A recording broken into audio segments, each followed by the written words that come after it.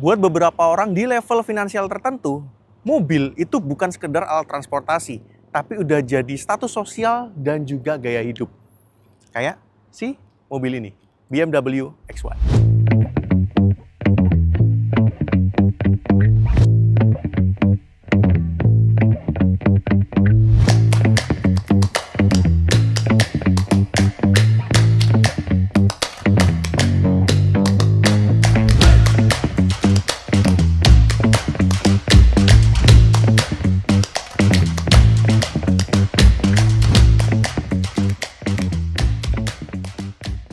Halo guys, welcome back to Auto Max dengan saya Satria Katana, dan di sebelah saya sudah ada BMW X1. Dan ini waktu kita syuting, mobil ini umurnya udah 1 tahun. Jadi tahun lalu, Hillsat itu pernah bikin video reviewnya komplit, 20 menit.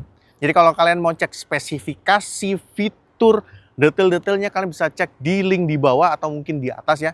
Tergantung editor lagi malas atau enggak.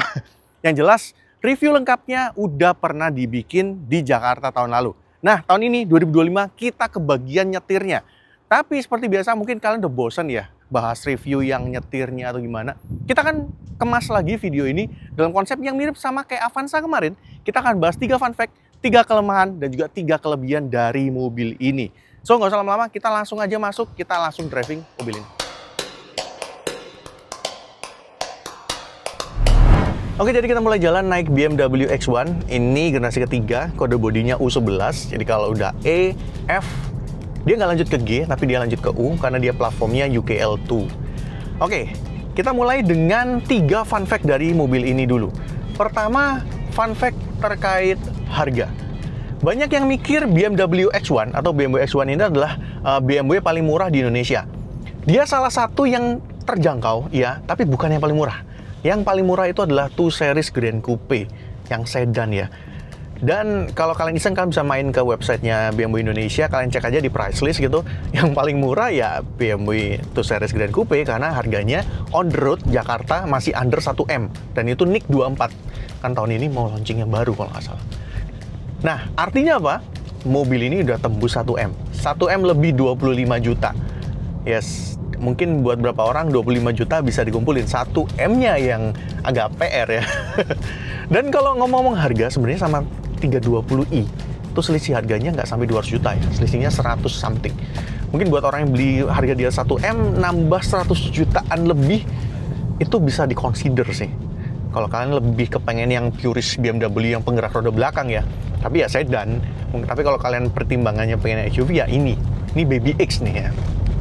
Yang kedua, fun fact-nya adalah mobil ini adalah mesin duitnya BMW Indonesia. Kenapa? Karena laku, laris. Tahun lalu aja, BMW itu jualan hampir 4.000 unit, dan itu nomor 1 di segmen luxury di Indonesia. Penjualannya paling tinggi tuh di Indonesia tuh.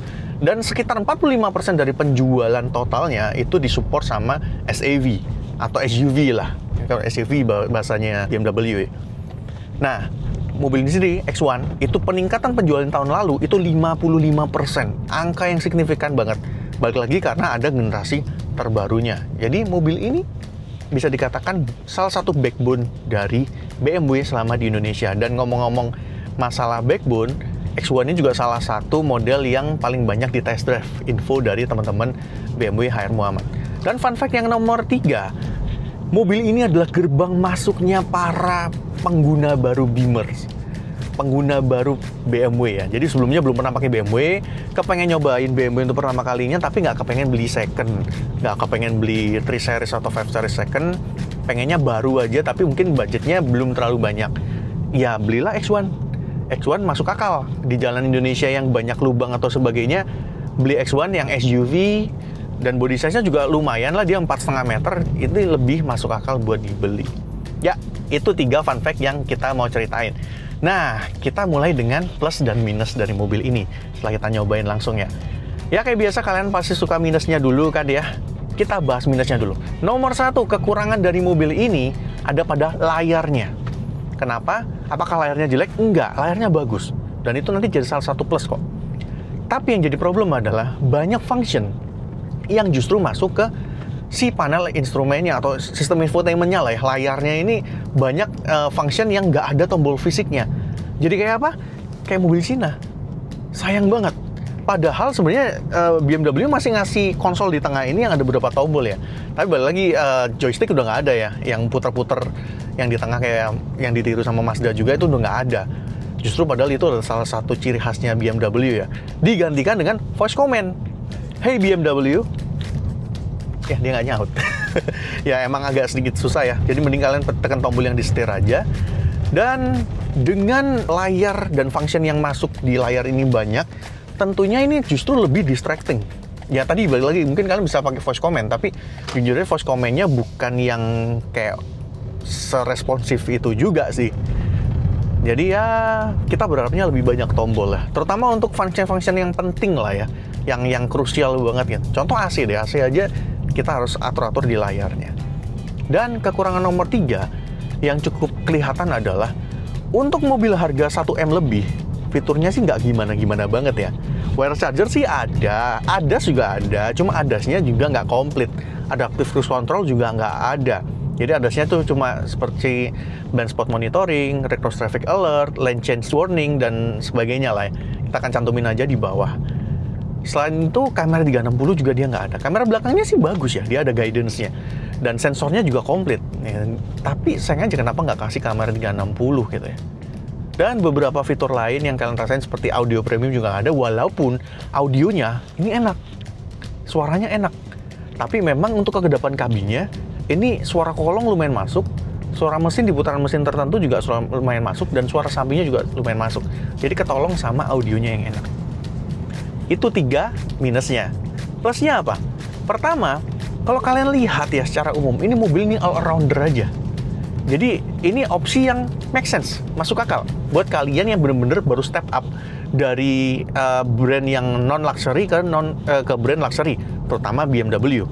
Kenapa? Karena dia harganya dia masih 1M lebih dikit dan bentuknya SUV. SUV lagi jadi tren ya, gak cuma di Indonesia, global juga SUV lagi disukain banget. Dan body size-nya juga pas 4,5 meter ya, C-segment. Jadi ukurannya juga nggak kegedean, tapi nggak kekecilan juga ya. Posisi duduknya, ini ergonominya masih lumayan BMW banget. Sporty, setirnya ini dia punya feedback yang bagus, akurasinya juga bagus. Dan kita bisa ngerasain jalanan juga. Posisi duduknya lumayan sporty juga, walaupun nggak sporty yang versi-versi sedan ya. Visibility juga bagus, build quality juga lumayan bagus. Jadi secara umum ya kita dapat yang kita butuhin aja di mobil ini.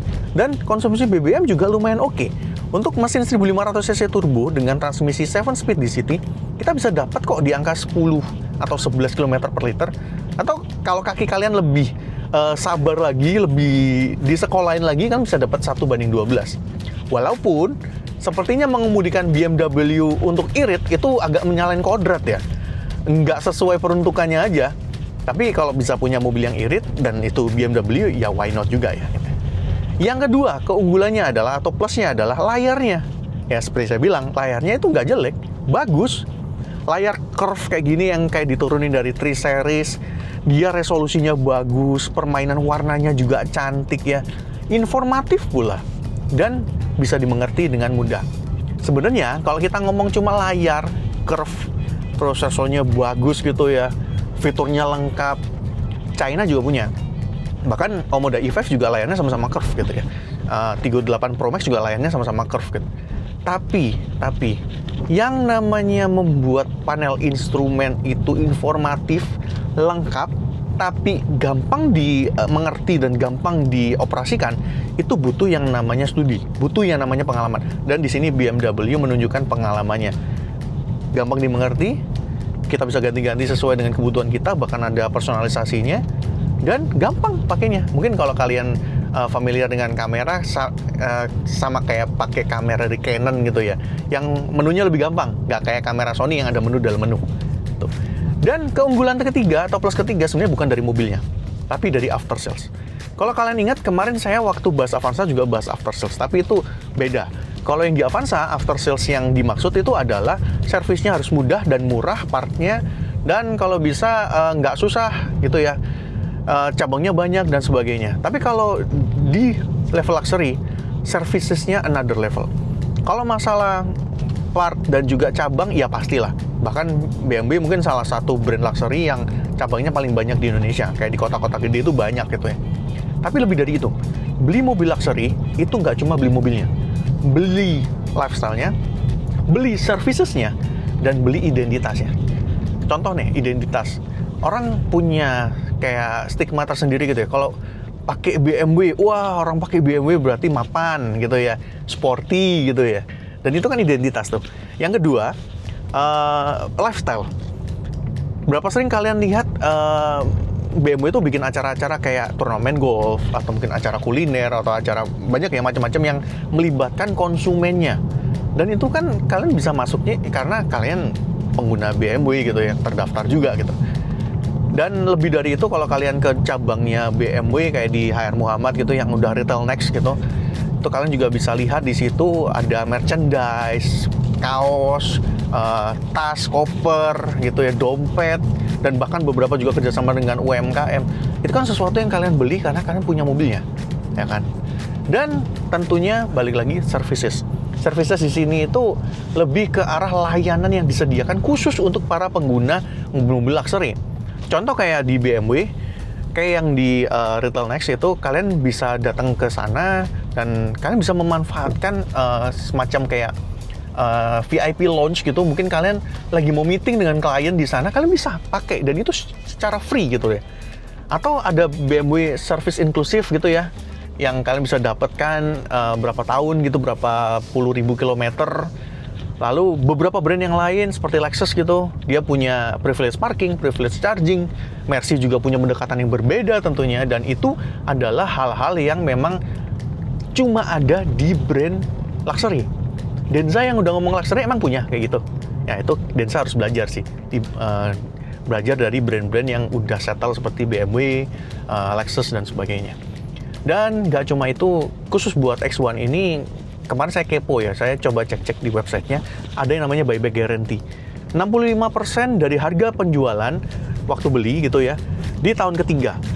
Dan kalau nggak salah, tapi correct me if I wrong ya, kalau nggak salah, 65% di tahun ketiga itu sebenarnya lumayan bagus ya angkanya kalau dibandingkan dengan harga pasaran yang terjadi setelah 3 tahun. Tapi kalau kalian, teman-teman ada yang nonton dan kalian pedagang, kalau memang angkanya ternyata mirip-mirip aja atau mungkin lebih bagus jual beli di pedagang, ya kalian komen aja di bawah ya. Dan khusus hanya X1, itu artinya BMW ngerti kalau pengguna X1 itu rata-rata adalah pengguna BMW pertama kali gitu ya. Jadi mungkin masih ada sisa-sisa harus bagus resale value-nya gitu ya. Dan mereka mungkin mau step up gitu, naik ke kelas berikutnya gitu, pengen beli X3 atau mungkin beli 3 Series.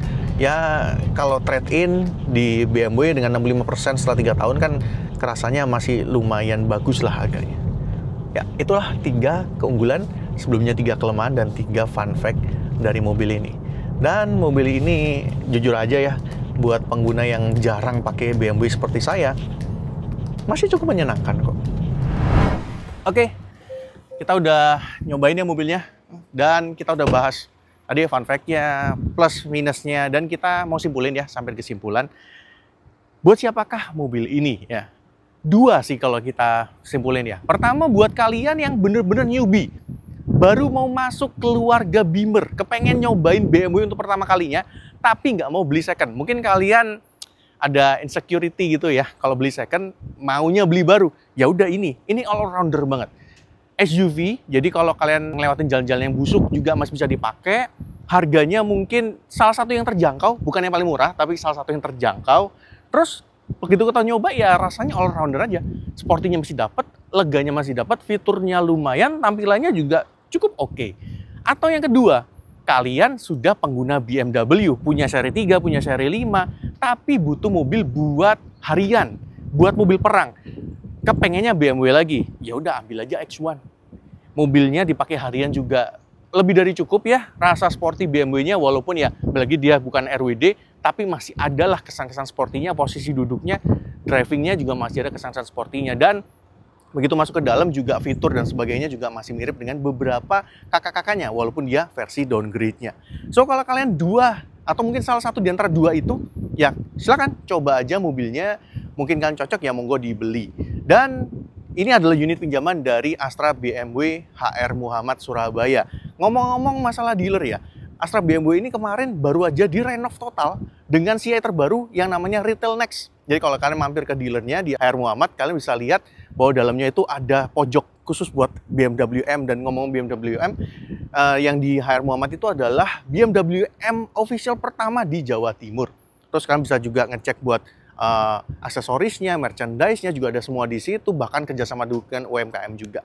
So, thank you buat teman-teman dari Astra BMW HR Muhammad udah pinjemin kita mobil ini buat kita bahas lebih lengkap.